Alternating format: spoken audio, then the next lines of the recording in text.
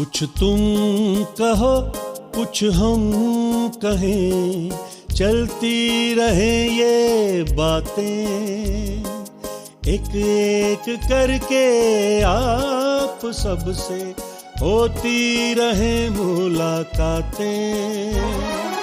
बोलते आईने, बोलते आईने।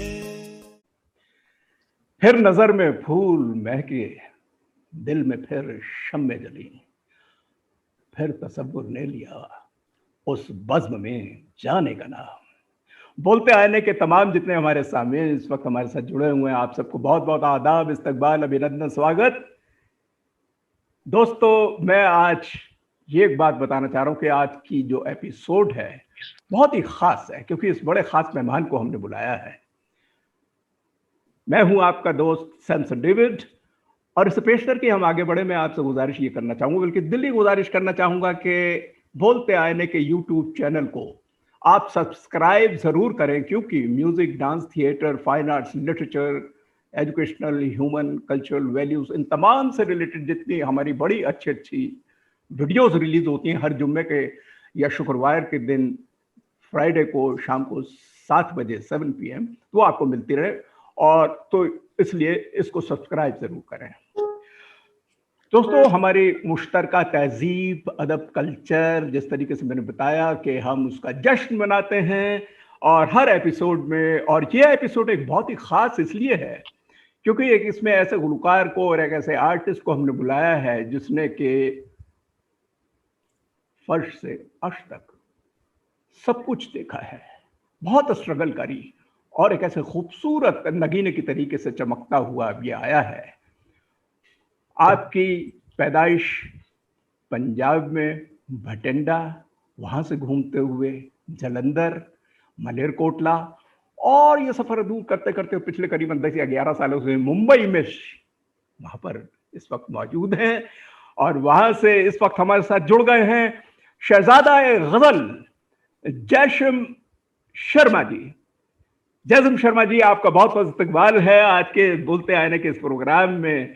आप का नाम इतना पूरी दुनिया में मशहूर, गजल सिंगिंग में, नगमे में, गीत में, गजल में, और बल्कि सूफियाना कलाम में, बल्कि कव्वाली भी आपकी हमने सुनी। बहुत कुछ करते जा रहे हैं, अब कंपोजर हैं, म्यूजिक डायरेक्शन में भी आ गए हैं, गुलकार तो घर हैं ही। आपने अपनी शुरुआती जो बचपन की शिक्षा जो 4 साल के थे तभी कर ली, और श्री विजय सचदेव जी से किराना घराने के हैं, वो वहाँ से आपने सीखना शुरू करा। और फिर हमें बड़े अच्छे तरीके से याद है कि कुछ ज़माने पहले पंजाबी यूनिवर्सिटी पटियाला, वहाँ से आप रिप्रेजेंट करते थे north zone cultural youth festival में, जो AIU कराती थी, और बाद में नेशनल, और उसके बाद जो है यूनिवर्सिटी ऑफ मुंबई पहुंचे, यूनिवर्सिटी ऑफ मुंबई को रिप्रेजेंट करा अपने इंटर यूनिवर्सिटी यूथ फेस्टिवल्स में, और नेशनल यूथ फेस्टिवल के आप चैंपियन रहे गजल के अंदर, जब आपने वहाँ पर गाई, गोल्ड मेडल आपने लिया। तो आपका बहुत बहुत इस्तकबाल करता हूँ। ये बड़ी छोटी सी मैंने रूपरेखा बताई इस प्रोग्राम के बारे में। आज 2 बातें मैं कहना चाहूंगा। सबसे पहले तो संक्षेप में, मुख्तसर में आप बताइएगा कि ये जो सफर जो है, तवील सफर है, इसके बारे में थोड़ा सा बताइए कि भटिंडा से शुरू करा और मुंबई पहुंचे। और सेकंडली जो है, आज हम बातें कम करके आपसे इसलिए सुनना चाहेंगे कि बोलते आईने के जितने भी हमारे नाजरीन हैं, जब उनको पता चला कि भाई जैसम शर्मा साहब आ रहे हैं, तो उन्होंने फरमाइशें हमारे पास इतनी भेज दी हैं कि ऑन द स्पॉट में आपसे कुछ रिक्वेस्ट करूंगा उनके बिहाफ पे कि कुछ हमारे ऐसे महान लेजेंड्स हुए हैं गाने वाले, जैसे मेहदी हसन साहब है, गुलाम अली साहब है, जगदीश सिंह साहब हैं, मैडम नूर जहां हैं, नुसरत फतेह अली साहब हैं, और अलावा इसके हम आपसे अपनी, क्योंकि you right so beautifully, you compose so beautifully and you sing so beautifully, आपकी भी हम बातें सुनना चाहेंगे। तो सबसे पहले आप बताइए कि तमाम ये जो सफर जो अभी हमने बताया कि भटिंडा से मुंबई तक, ये किस तरीके से रहा? जी बिल्कुल बिल्कुल सर। सबसे पहले तो आपका बहुत शुक्रिया, आपने इतने खूबसूरत से प्रोग्राम में मुझे आमंत्रित किया है, और आपने तो मेरा सफर कुछ हद तक देखा भी है जी। और ड्यूरिंग AIU, लेकिन मेरा जो लाइफ की और म्यूजिकल जर्नी जो रही है वो बहुत इंटरेस्टिंग रही है। जैसे कि आपने बताया भी है कि 4-5 साल की उम्र से मैंने सीखना स्टार्ट कर दिया था, जिसके लिए मैं हमेशा मेरे फादर साहब श्री नानक नीर जी का बहुत ही मतलब मेरे पास शब्द ही नहीं है उनके लिए, क्योंकि उन्होंने मुझे जैसे ही उनमें मतलब उन्होंने मेरे अंदर का देखा कि मुझे गाने का शौक है, तो उन्होंने बचपन में ही मुझे इसी फील्ड में लगा दिया जी और उससे भी अच्छी बात क्या हुई थी, जो मेरे गुरुजी थे श्री विजय सचदेवा जी, जी। और उनकी जो एकेडमी थी वो हमारे घर पे ही थी। ओह तो उसका फायदा मुझे ये मिला, जैसे ही मैं स्कूल से आता था तो 3 बजे से लेकर रात के 12-1 बजे तक, तो ये मेरा रोज का मतलब वो था, एक रियाज जो होता था वही सीखता था, वही रियाज करता था। जी। तो आई थिंक वो जो 7-8 साल मेरी लाइफ के गए हैं वो बहुत ही बेहतरीन गए हैं। वाह वाह। और जहां तक फिर सीखने के साथ साथ, जब मुझे याद है पहली बार जब मैंने गुलाम अली खान साहब को सुना था, तो अच्छा मैं बहुत बहुत ज्यादा उनसे इंस्पायर्ड हुआ था, और जी उनकी गजल मेरी रूह को छुई बहुत ज्यादा। जी और उसके बाद जब मेहदी हसन साहब को सुना, गुलाम अली खान साहब को सुना, जिन जिन शख्सियतों के आपने नाम भी लिए हैं, मैडम नूरजहां जी, नुसरत फतेह अली खान साहब, जी इनको सुनने के बाद मतलब इन लोगों ने मेरे दिल को, मेरी रूह को इतना ज्यादा टच किया। और मुझे हारमोनियम प्ले करने का भी बहुत शौक था। हाँ तो हाँ, तो वो भी मैंने मेरे गुरुजी से ही सीखा था। और बस वो चीजें करते करते जब पार्टिसिपेशन करते थे पहले स्कूल में, फिर कॉलेजेस में जैसे शुरू हुआ आपके AIU वाला जो सिलसिला हमारा स्टार्ट हुआ, तब हमारे सर थे श्री अनिल भारती सर। जी तब उनकी सरपरस्ती में, और मेरे सर हैं, एक नाम मैं लेना बहुत ही जरूर चाहूंगा, रिस्पेक्टेड श्री सुनील सेठ सर। उनकी मुझे गाइडेंस तब से लेके आज तक हमेशा मुझे मिलते हैं, उनकी भी गाइडेंस बहुत भारती सर अच्छा के है। साथ साथ। और मेरी लाइफ में बहुत अच्छे अच्छे लोग मिले। मेरी जो फैमिली है, मेरे मॉम, मेरे भाई, मेरे सिस्टर्स, सब ने मुझे इतना इतना सहयोग दिया है मेरी जर्नी में। और जैसे कि आपने बताया कि बठिंडा से जलंधर, फिर मालेरकोटला, मुझे जहां जहां मुझे म्यूजिक लगा कि वहां पे भी म्यूजिक है, वहां पे भी म्यूजिक है, तो एक होता है ना, जैसे जैसे एक सोल होता है जो म्यूजिक के लिए ढूंढता फिरता रहता है, तड़पती हुई जो आत्मा होती है, वैसे मुझे जहां पे भी म्यूजिक लगता था मैं भाग जाता था वहां पे। जी तो BA फर्स्ट ईयर मैंने मलेरकोटला में किया था, क्योंकि वहां पे भारती सर थे। और फिर जब पंजाब सारा एक्सप्लोर करने के बाद मुझे लगा कि मुझे, क्योंकि मतलब ऐसी कोई बात नहीं, बीइंग पंजाबी, मुझे पंजाबी म्यूजिक से बहुत प्यार है। और मैं बेसिकली, हमारा पंजाबी म्यूजिक सिर्फ ये नहीं है जो आज दिखाया जा रहा है या जो लोगों को लग रहा है, क्योंकि बिल्कुल ठीक। पटियाला घराना उस्ताद बड़े गुलाम अली खान साहब वगैरह, वो सब वहीं से हुआ है मामला। जी जी तो जी पटियाला घराना कितनी बड़ी चीज है अपने आप में। बहुत और बड़ी बात है। आई थिंक अब जो म्यूजिक हो रहा है, तो मैं उसमें फिट नहीं बैठ रहा था जी पंजाब में।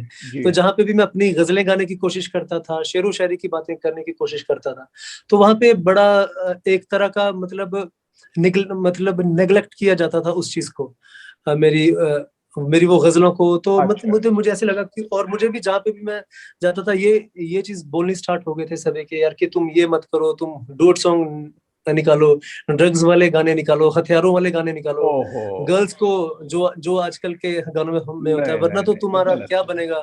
जी वो एक जो फ्रस्ट्रेशन होती है ना, वो फ्रस्ट्रेशन मुझे लेके आई थी बहुत बॉम्बे अच्छी बात है। बेसिकली। बहुत अच्छी बात। तो आई थिंक वही होता है, ऊपर वाले ने सब सोचा होता है कि आई थिंक जो चीज आप सच्चे मन से चाहते हैं, तो ऊपर वाला खुद ब खुद आपके लिए रास्ते बनाता है। तो मुझे याद है फिर मैं बॉम्बे आया। सो बॉम्बे आके जब मैं मास्टर्स कर ही रहा था, at that time I participated in Saregamapa. तो उसके बाद सारेगामापा में भी मैंने वही गाया जो मैं गाना चाहता था। वो भी किसी भी रियलिटी शो की हिस्ट्री में पहली बार हुआ था कि गजल सिंगर फाइनल लिस्ट में था किसी भी रियलिटी शो में। So it happened for the first time. और गजल को लोगों ने 4-5 बार तो सबसे ज्यादा वोट्स मिले थे, क्योंकि उस शो में तब पब्लिक वोट्स वाला सिस्टम होता था। तो मैं सिर्फ गजल ही मैंने वहां पे गाई। और कितने बार जब लोगों ने क्योंकि ये बात कहना शुरू हो गए थे लोग के जगजीत साहब के बाद अभी गजल नहीं सुनते हैं लोग, या कोई बंदा गजल में काम नहीं कर रहा था। लेकिन वो सारेगामापा ने मुझे बहुत बहुत ज्यादा स्ट्राइक किया। मुझे लगा नहीं, ऐसी बात नहीं है कि अगर इतने फिल्मी गानों के बीच में या इतने रॉक म्यूजिक के बीच में अगर 5 बार आपको लोग सबसे ज्यादा वोट्स दे रहे हैं, इसका मतलब कि गजल की ऑडियंस डेफिनेटली है, ऐसी ऑडियंस है जो तड़प रही है अच्छा संगीत सुनने के लिए, अच्छी शायरी सुनने के लिए। जी जी जी तो आई थिंक सारेगामापा के बाद फिर उसके बाद जो मेरा सफर है वो आपके सामने है। नहीं, ये बहुत अच्छी बात बताई। असल में मैं इस तफसील से जो आपने बताया, मैं बल्कि उस पे आने ही वाला था आगे। और वो अच्छा है कि आपने बता दिया, क्योंकि एक बहुत बड़ा पाथ ब्रेकिंग जो एपॉक मेकिंग या एक ऐसा बड़ा आपके जीवन के अंदर, आपकी लाइफ के अंदर इतना बड़ा काम जो हुआ, वो 2012 में हुआ, जब सारेगामापा के आप फाइनलिस्ट बने। और उस पे बल्कि आपकी राग रिच अप्रोच और मैजिकल फिंगर जो हारमोनियम पे, ये दो चीजों के ऊपर बड़ा कमाल आपके बारे में बोला गया है। और वहां के जी। जो जजेस जो थे उस वक्त, वो इतने बड़े जजेस के लेजेंड्स हैं अपने में, उन्होंने आपका इंतखाब करा के फाइनल का, ये अपने में एक बहुत ही बड़ी, that is the greatest achievement I can say. उन जजेस यस। के अगर मैं नाम बताऊं तो विशाल भारद्वाज साहब, हरिहरन जी, पंडित जसराज, परवीन सुल्ताना जी, पंडित विश्व मोहन भट्ट जी, शंकर महादेवन जी, कोई बचता है इनके अलावा? अगर उन्होंने आप पे निगाह डाल के फाइनल पहुंचाया, तो सबसे पहले बोलते आईने की तरफ से आपको बहुत बहुत तालियां इस बड़ी अचीवमेंट के बाद। और आपको थैंक यू इस सो मच। एजाज से, इस एजाज से आपको नवाजा गया कि since then you are being called Shahzada Ghazal Jazim Sharma. तो ये एक बहुत बड़ी बात है, ये हम सब के लिए एजाज है, ये हम सब के लिए एक बड़ी मसरत की बात है, क्योंकि आपको हमने अपने खानदान परिवार में देखा है, यूनिफेस्ट फैमिली में देखा है, तो आप हमारे Yes. हैं और हमारा हक है आपके ऊपर। और इतनी बड़ी बात बताएं कि Definitely, पंजाब में definitely. उस वक्त, जिस वक्त आप ये तमाम अपनी म्यूजिकल शिक्षा ले रहे थे, तो वो एक ड्यू रिस्पेक्ट, एक ऑनर जो मिलना चाहिए लिरिक्स को, बोल हाँ। जो होने चाहिए, खासकर कि आप जरूर नहीं है ड्रग्स के ऊपर या गन्स के ऊपर या फूड़ बातों पे जाएं। आपके लिए हाँ। एक से खूबसूरत बातें, लिरिक्स जो है वही रिचनेस बनाती है मेलोडी को, और बीट, रिदम, मेलोडी, ये तीन चीजें मिलके आपका जो है वोकल, लाइट वोकल गजल का तस्वुर पेश करती है। तो जिस तरीके से मैंने बिल्कुल। आपको शुरू में सारे बोलते आईने के जितने भी हमारे नाजरीन हैं, एक बार फिर से बताऊं कि शहजादा गजल जैजिम शर्मा साहब हमारे साथ बॉम्बे से जुड़े हुए हैं, और इस वक्त हम जो है ऐसे बड़े लेजेंड्स सिंगर्स, जिनका मैंने नाम शुरू में भी आगाज में बताया, उनका हम जश्न मना रहे हैं, एक एक मुखड़ा, एक एक अंतरा करके। तो सबसे पहले हमारी फहरिस्त में जो हैं उस्ताद मेहदी हसन साहब, जो कि क्या बात है। गजल के हमारे मुनाक रहे हैं, उनको हम ज़हमत दे रहे हैं आपको जैसिम साहब कि उनके लिए एक फरमाइश आई है हमारे पास, और मैं चाहूंगा अगर आप प्लीज थोड़ा सा उसको गुनगुना ही दें तो हमारे लिए बड़ा अच्छा होगा। राग पहाड़ी पे बात करनी मुझे मुश्किल ऐसी तो न हाँ। थी, जैसी अब है तेरी महफिल कभी ऐसी तो न कभी थी। ऐसी। बहादुर शाह साहब, जफर साहब का कलाम बहादुर शाह प्लीज साहब। हमारे लिए गुनगुनाइएगा और पेश कीजिएगा। बिल्कुल सर, बिल्कुल। और शहंशाह गजल, और जब भी गजल का नाम शहंशाह लिया गजल। जाता है तो सबसे ज्यादा एहतराम के साथ और सबसे पहले लिया जाने वाला नाम मेहदी हसन साहब का क्या ही बात है। है। हिंदुस्तान में और पैदाइश हुई थी लूना, राजस्थान में उनकी। राजस्थान में, हाँ जी। और वो मुझे बिल्कुल, ये जो श्रद्धांजलि हम लोग उनको दे रहे हैं और हम लोग उनका जश्न मना रहे हैं, तो आपने मुझे इस स्पेशल एपिसोड में याद किया है, तो मेरे लिए भी बहुत बड़ी बात है, क्योंकि इन लोगों को सुन सुन के हम लोग बड़े हुए हैं, और इनका बहुत बड़ा एक, मेरे म्यूजिक में इनकी बहुत बड़ी वो इंस्पिरेशन रहे हैं ये सब लोग, जिन जिन लोगों का आपने नाम लिया है। तो आई विल ट्राई कि मैं उनके गाने के साथ, उसकी प्यारी सी गजल के साथ जस्टिस कर सकूं। सो अब सबकी इजाजत के साथ मैं ये गजल शुरू करना चाहूंगा।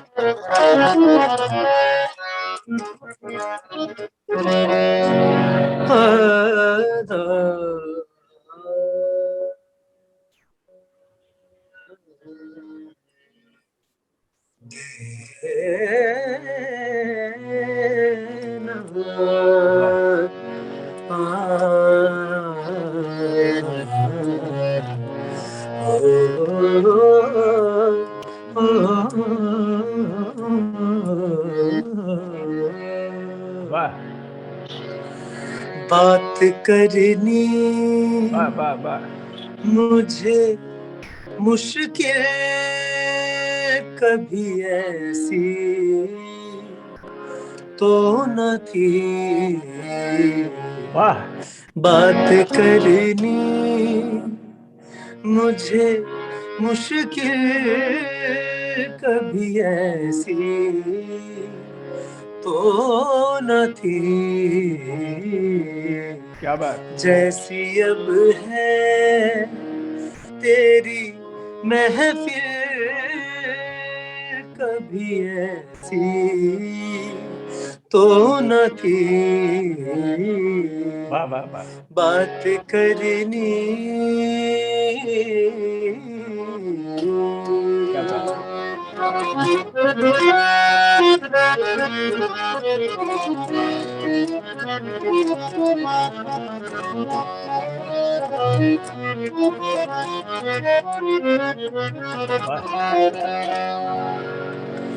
ले गया छीन के कौन आज तेरा सब्र करार,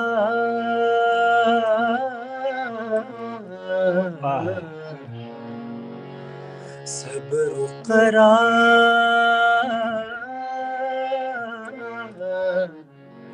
सब्र करार,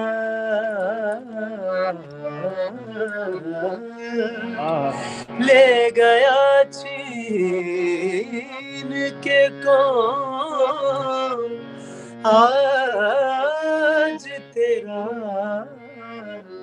सब्र करार, बेकरारी बेकरारी तुझे है दिल कभी ऐसी तो न थी, बेकरारी तुझे दिल कभी ऐसी तो न थी, जैसी अब है तेरी महफिल कभी ऐसी तो न थी, बात करनी बात करनी बात करनी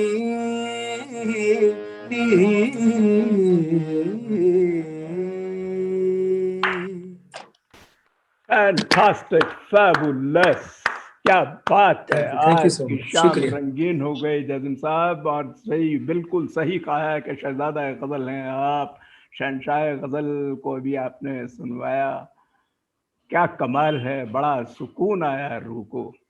अच्छा ये बताइए कि जिस तरीके से हमने बताया कि अलग अलग लेजेंड्स को हम सेलिब्रेट कर रहे हैं, अगले हमारे जो कि लेजेंडरी फिगर जो हैं गजल के अंदर किंग ऑफ गजल जो हैं गुलाम अली साहब, और बल्कि एक फरमाइश आई है कि अदीम हाशमी साहब की जो है कि ना उड़ाई ठोकरों से मेरी खाके कब्र जालिम, यही एक रह गई है मेरे प्यार की निशानी, प्यार की निशानी, फासले ऐसे भी होंगे ये कभी सोचा न था, और सामने बैठा था मेरे और वो मेरा ना था। क्या बात है, प्लीज। और आपके भी कितना अच्छा बोल रहे हैं, शेर का कितना मजा आ रहा है आपके, जब आपसे हम सुन रहे हैं उस शेर को भी, क्या बात है, खुदा का बहुत अच्छा, खुदा का फजल है, बहुत बाकी अच्छा लग रहा है। जी जी जी। और बाकी ये जो गजल है फासले, ये तो आई थिंक मेरी लाइफ की मतलब टर्निंग पॉइंट जो है, जो गेम चेंजिंग मोमेंट है जो मेरी लाइफ का, ये गजल उनमें से है, क्योंकि मुझे याद है सारेगामापा का जब ऑडिशन राउंड था तब आई सैंग दिस ब्यूटीफुल गजल, सो इसी गजल की वजह से मेरी एंट्री हुई थी सारेगामापा में, तो ये तो गजल मेरे दिल के बहुत ही करीब है हमेशा, क्या बात, तो बिल्कुल ये तो फासले से भी, तो ये हम सभी नाज़रीन के लिए। जी जी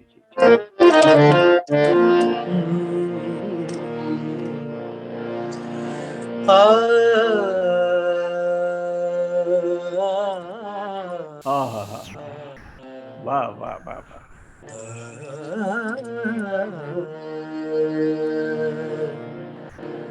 धनी सा मरे नि सा मरे धनी मरे नि सा मा धनी द मरे नि सा मरे नि मरे नि धा ना उड़ाई ठोकरों से ना उड़ायूं ठोकरों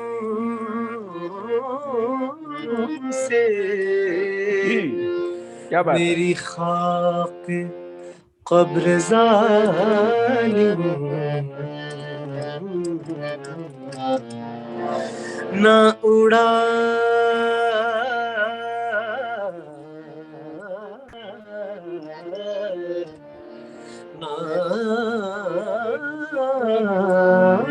उड़ायूं क्या बात। ठोकरों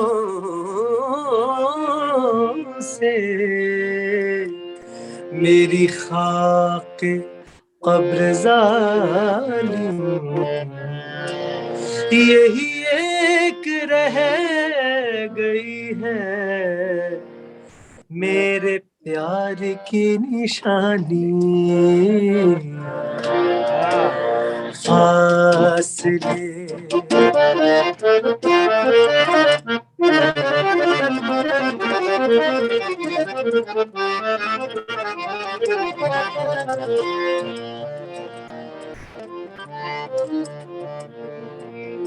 फासले फासले फासले फासले आहा, फासले फासले क्या बात है। फासले ऐसे भी होंगे फासले ऐसे भी होंगे ये कभी सोचा न था फासले ऐसे भी होंगे ये कभी सोचा न था सामने बैठा क्या बात है। था मेरे सामने क्या बात है।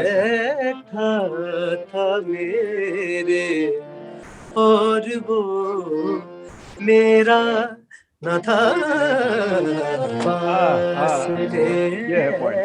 ऐसे भी होंगे ये कभी सोचा न था क्या बात है। फासले फासले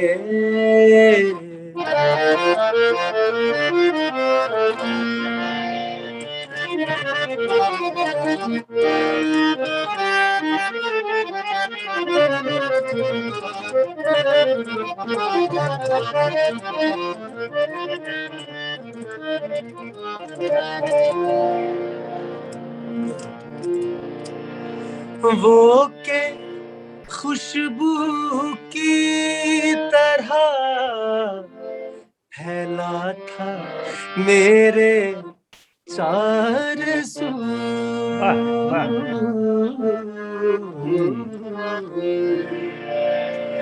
चार सू चार सू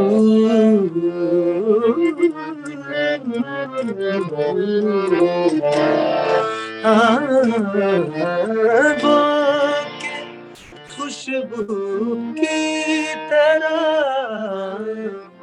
फैला था मेरे चार सूबों के खुशबू की तरह फैला था मेरे चार सू मैं उसे महसूस उसे महसूस कर सकता था छू सकता न था क्या बात उसे महसूस कर सकता था छू सकता न था सामने था मेरे और वो मेरा न था फासले ऐसे भी होंगे ये कभी सोचा न था। वाह वाह सामने बैठा था मेरे वाह और वो मेरा न था। क्या बात है। फासले ऐसे भी होंगे ये कभी सोचा न था। फासले फासले।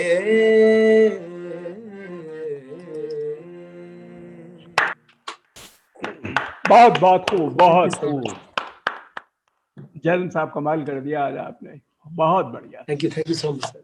अच्छा, ये अब जो तीसरा लेजेंड जो हमारे सामने आ रहे हैं वो भी किंग ऑफ गजल, और उससे पेशतर में एक छोटी सी एक बात जरूर बताना चाहूंगा जैन साहब, वो आपसे भी थोड़ी थोड़ी मैच करती है, इसलिए क्योंकि जब अच्छा। मैं उन किंग ऑफ गजल साहब का नाम लेता हूँ जगजीत सिंह जी को, तो वो हाँ। एक इतनी बड़ी लेजेंड है। और वो बात इसलिए मैं कह रहा हूँ क्योंकि जिस तरीके से inter university national youth festival में आपने पार्टिसिपेट करके गोल्ड मेडल लिया, उसी तरीके से जगजीत सिंह जी ने भी inter university national youth festival जो 50s और 60s के दरमियान ऑर्गेनाइज होते थे, 50s और 60s में, तो जैसम जी मैं आपको ये बताना चाह रहा हूं कि 1963 में जगजीत सिंह जी ने पार्टिसिपेट करा कुरुक्षेत्र यूनिवर्सिटी से ग्रुप सॉन्ग और अच्छा। गजल के अंदर। हाँ, ये देखिए कितनी बड़ी बात बता रहा हूं मैं आपको।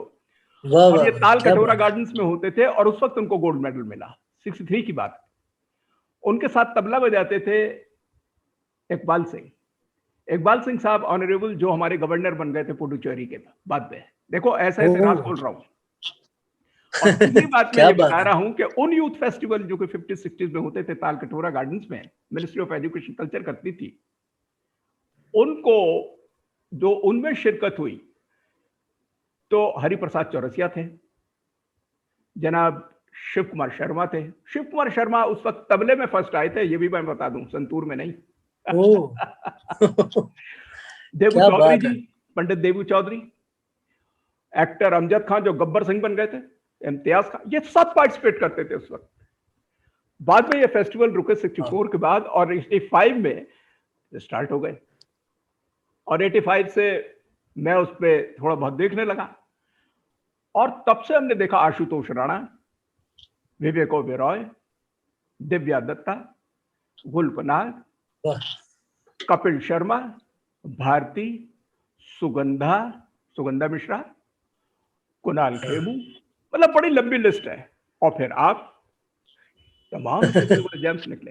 तो जगजीत सिंह जी जब उस फेस्टिवल में पार्टिसिपेट करा उन्होंने 1963 में कुरुक्षेत्र यूनिवर्सिटी से, तो ग्रुप सॉन्ग ले गए और गजल, उस पे उनको गोल्ड मेडल मिला। उसी तरीके से आपको भी गोल्ड मेडल मिला जब आपने पार्टिसिपेट करा। देखिए, ये मैंने आज बड़ा भारी राज खोला है जानने के। उनकी गजल जो कि अभी अभी मेरे पास व्हाट्सएप पे किसी ने मैसेज भेजा कि डेविड साहब आप एक फरमाइश कीजिए आपसे, और वो मैं बताना चाहूंगा कि सरकती जाए है रुख से हाँ। नकाब आहिस्ता आहिस्ता, और निकलता आ रहा है आफताब आहिस्ता आहिस्ता।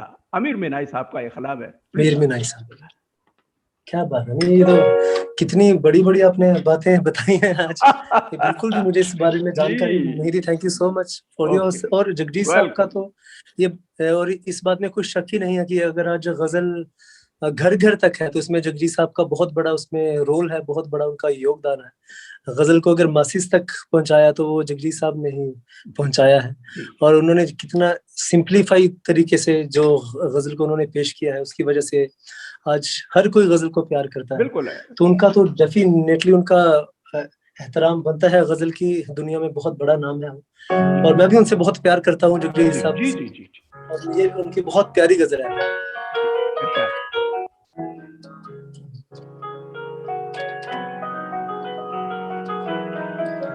बहुत प्यारा ये राग की शक्ल है इस गजल की, जी राग जी, झिंझोटी। हा। पधा सा रे ग सा रे प म ग सा रे नि धा नि प धा सा जी, धा धा आ धा धा ना र ना दर दर दर रा रा रा वाह, रा। प्योर झंझोटी है, बिल्कुल।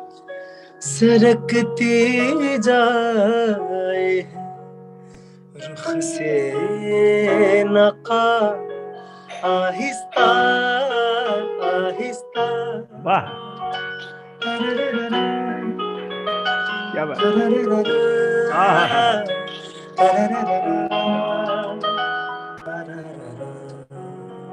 सरकती जाए वाह, रुख से नका आहिस्ता आहिस्ता निकलता रहा है आफताब आहिस्ता आहिस्ता जी जी, सरकती जाए है रुख से नका आहिस्ता आहिस्ता। वाह,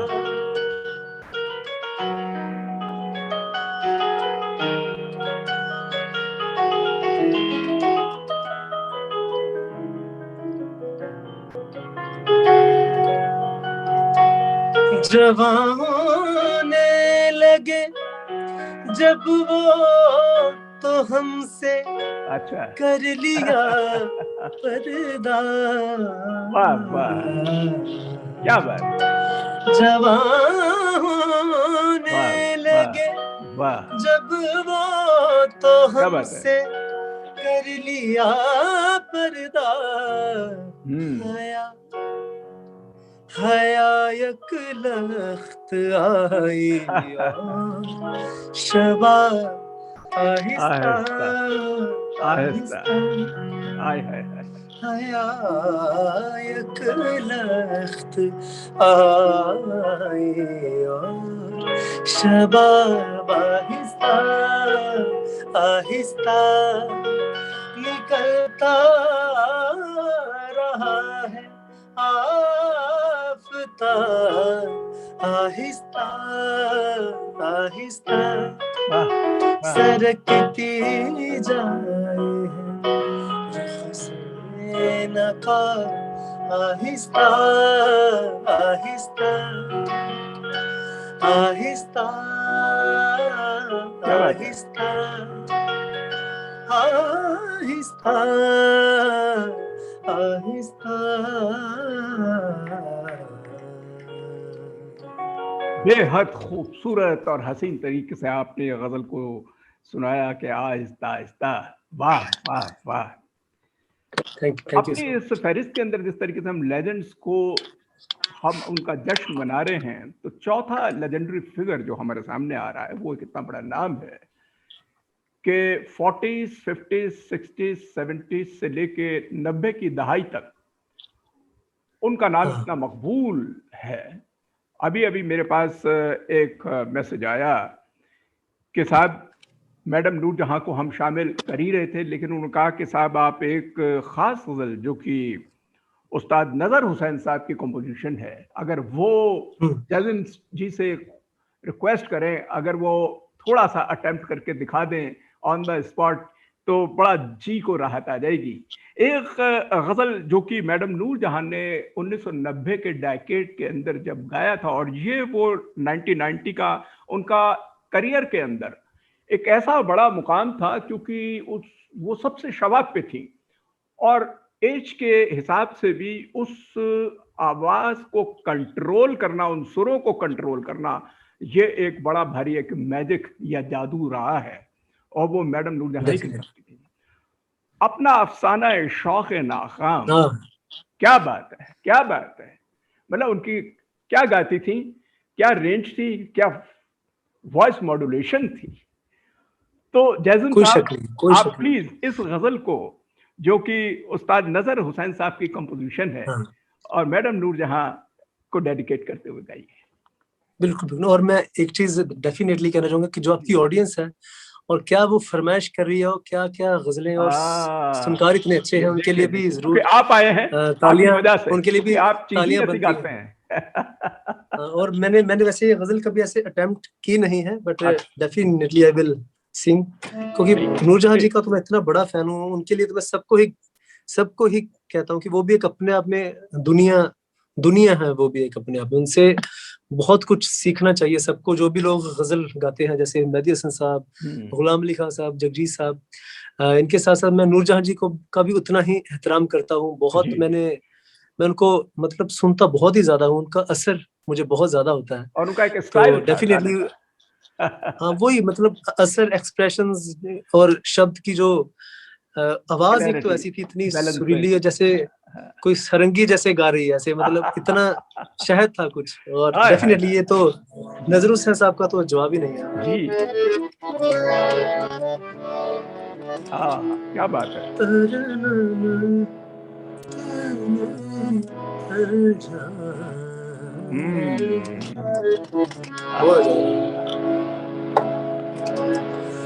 अपना अफसाना शौक़े नाता, अपना अफसाना शौक़े नाता,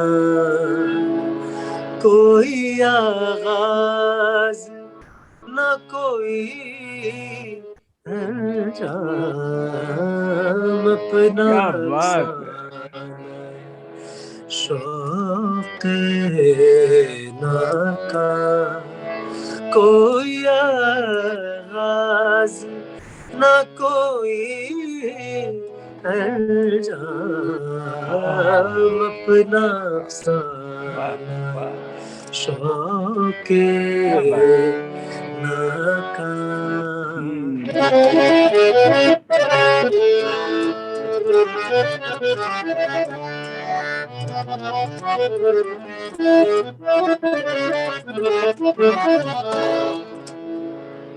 एक नजर साहब ने भी इसको गाया हुआ है, उनका एक अंतरा कुछ थोड़ा सा अलग है, वो भी कॉम्पोजिशन सुनाना चाहूंगा। जी जी। एक वो ख्वाब सा गुजरा हुआ दिन,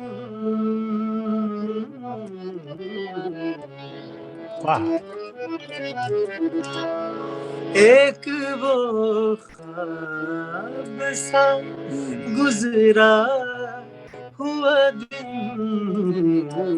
एक आँखों में जलती हुई शाम, एक आँखों में जलती हुई शाम, कोई आगाज़ न कोई अंजाम। क्या बात है, क्या बात है।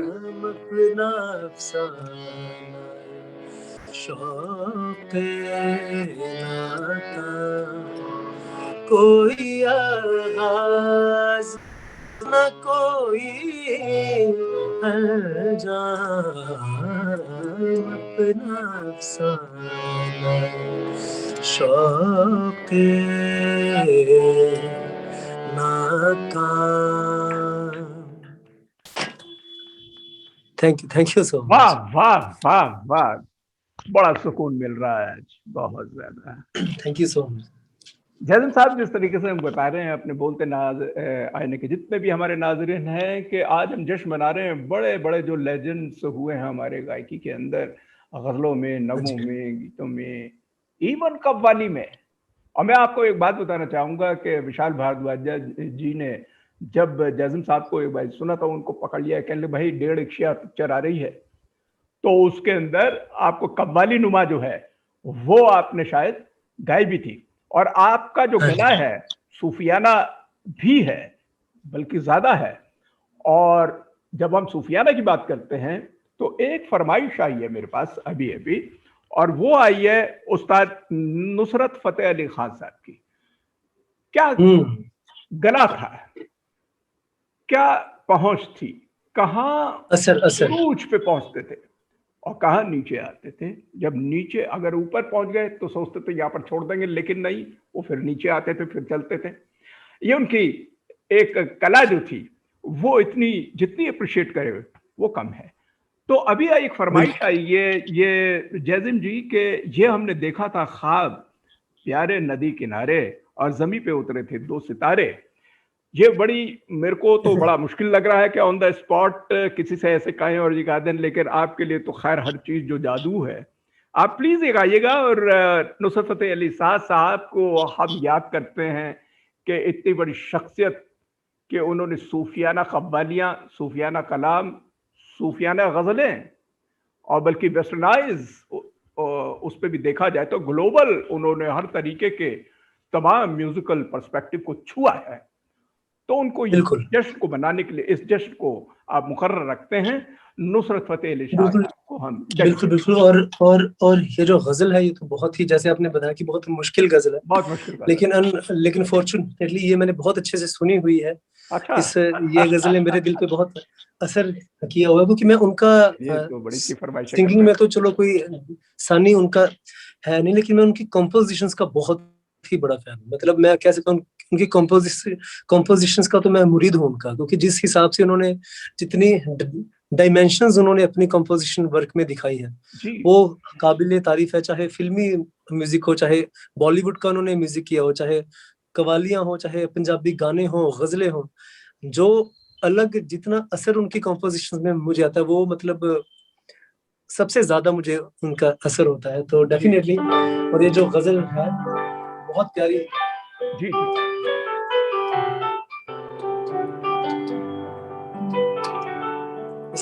इसका शेयर से शुरू करते हैं इसके। प्लीज।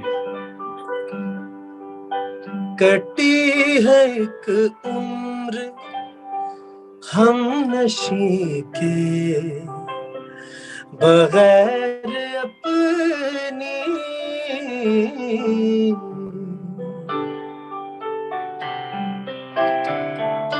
कटी है एक उम्र हम नशी के बगैर अपनी, कोई तो अपनी तरह गुजारे नदी किनारे, कोई तो अपनी तरह गुजारे नदी किनारे। क्या बात है। ज़मीं पे उतरे थे दो सितारे, ज़मीं पे उतरे थे दो सितारे नदी किनारे, ने देखा था ख्वाब प्यारे नदी किनारे।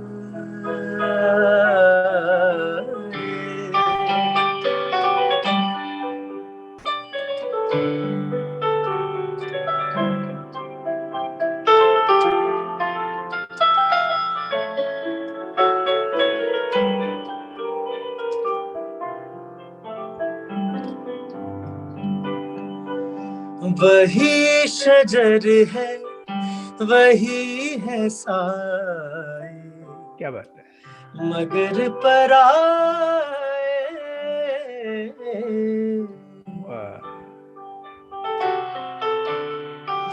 वही शजर है वही है साए, मगर पराए,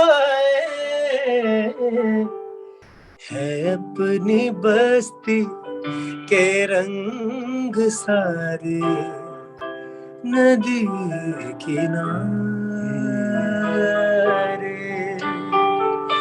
है अपनी बस्ती के रंग सारे नदी किनारे।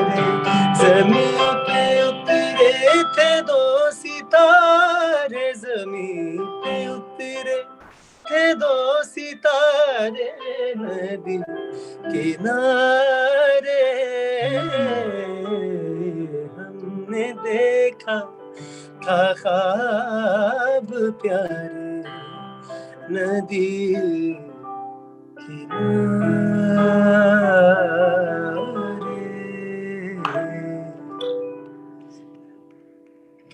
मैं समझता हूं कि हर चीज डिफिकल्ट थी, लेकिन ये वाली जो है मतलब हाँ, ये बहुत बड़ा मुश्किल इसका काम है कि अलग है। कैसे हाँ। अटेम्प्ट करें कि कहाँ से कहाँ बात जा रही तर है। तर तर र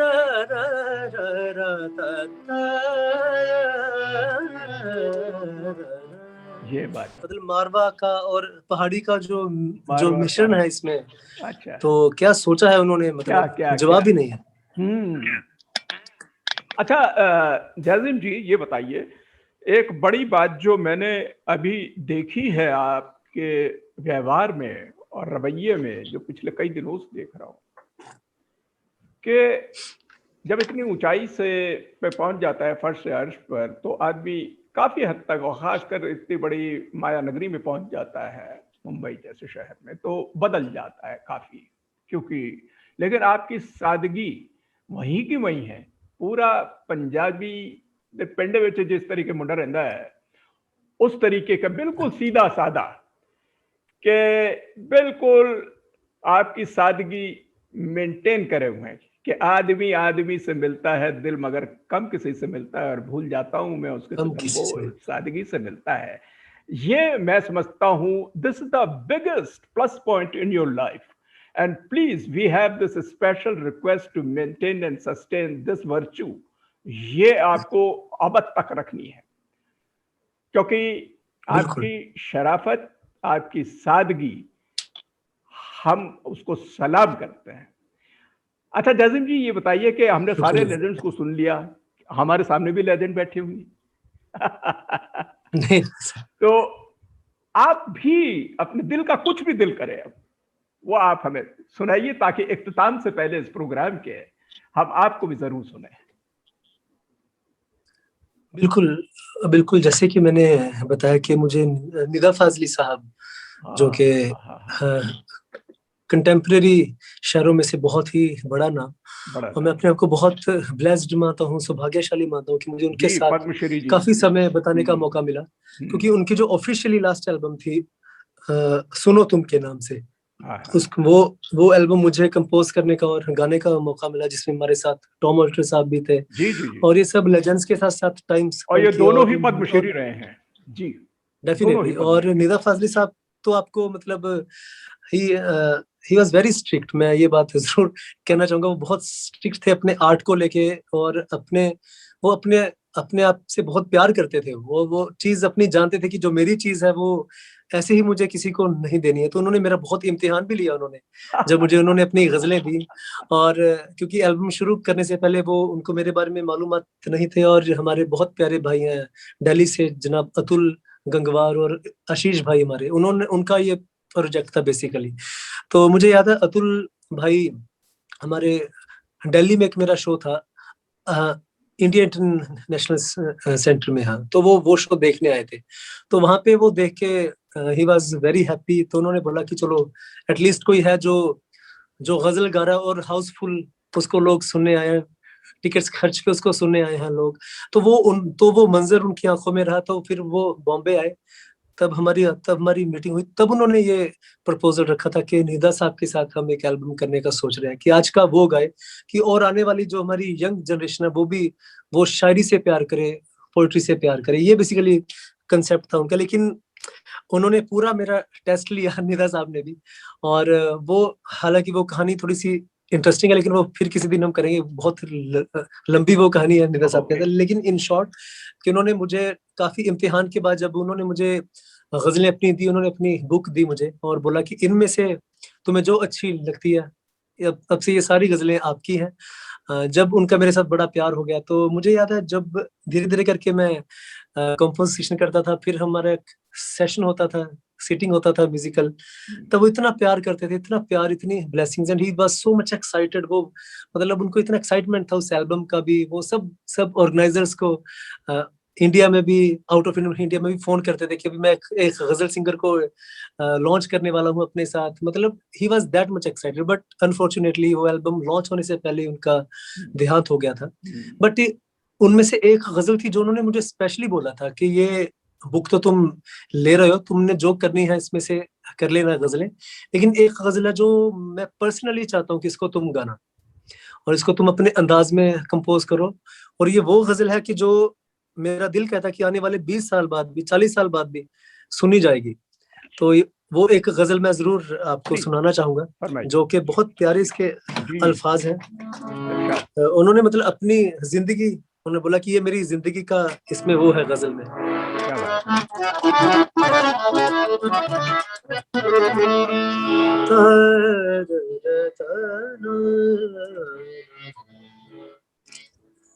कहीं छत थी दीवारों दर थे, कहीं छत थी दीवारों दर थे, कहीं मिला मुझको घर का पता देर से, कहीं छत थी दीवारों दर थे, कहीं मिला मुझको घर का पता देर से, दिया तो बहुत जिंदगी ने मुझे, दिया तो बहुत जिंदगी ने मुझे, मगर जो दिया वो दिया देर से, कहीं छत थी दीवारों दर थे, कहीं छत थी दीवारों दर थे, कहीं।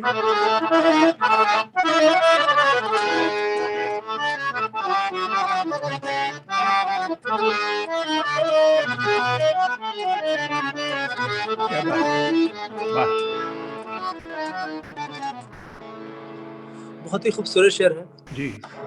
हुआ ना कोई काम मामूल से, गुजारे शबो रोज कुछ इस तरह,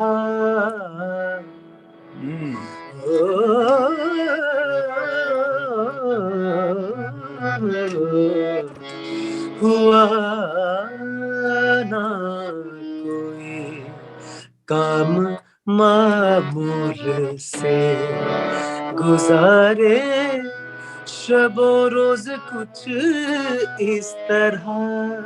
तो मिसरा है, हुआ ना कोई काम मामूल से, गुजारे शबो रोज कुछ इस तरह, कभी चांद चमका गलत वक्त पर, कभी चांद चमका गलत वक्त पर, कभी घर में सूरज उगा देर से, कहीं छत थी दीवारों दर थे, कहीं मिला मुझको घर का पता देर से, दिया तो बहुत जिंदगी ने मुझे, मगर जो दिया वो दिया देर से, कहीं छत थी दीवारों दर थी, कहीं छत थी दीवारों दर थे, कहीं।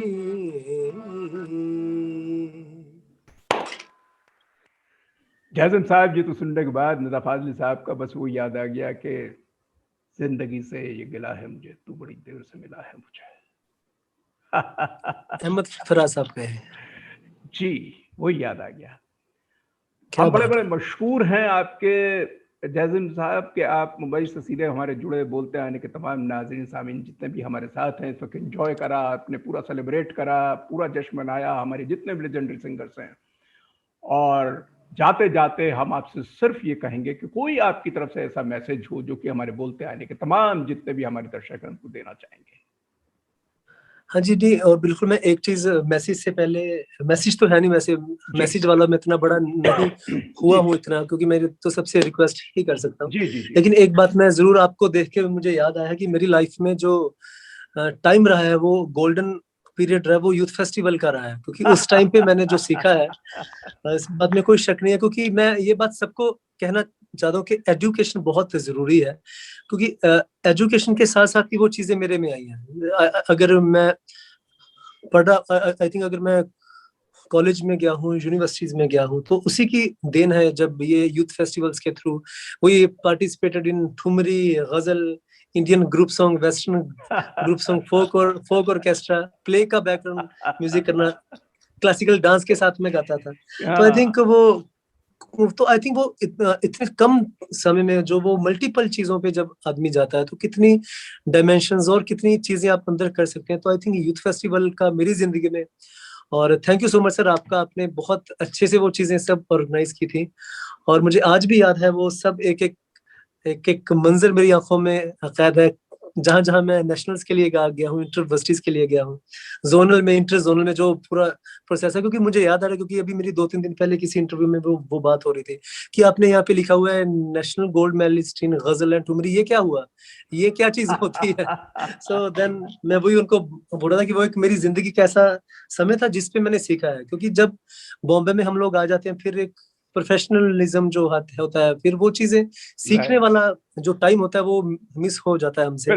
लेकिन फिर भी मैं सबको ही कहता हूँ कि मैसेज नहीं है, सबसे रिक्वेस्ट है कि जो भी, अगर आपको गायकी में आना है, म्यूजिक में आना है, या किसी भी फील्ड में आना है, प्लीज सीख के आइए, सीखना बहुत ही जरूरी है।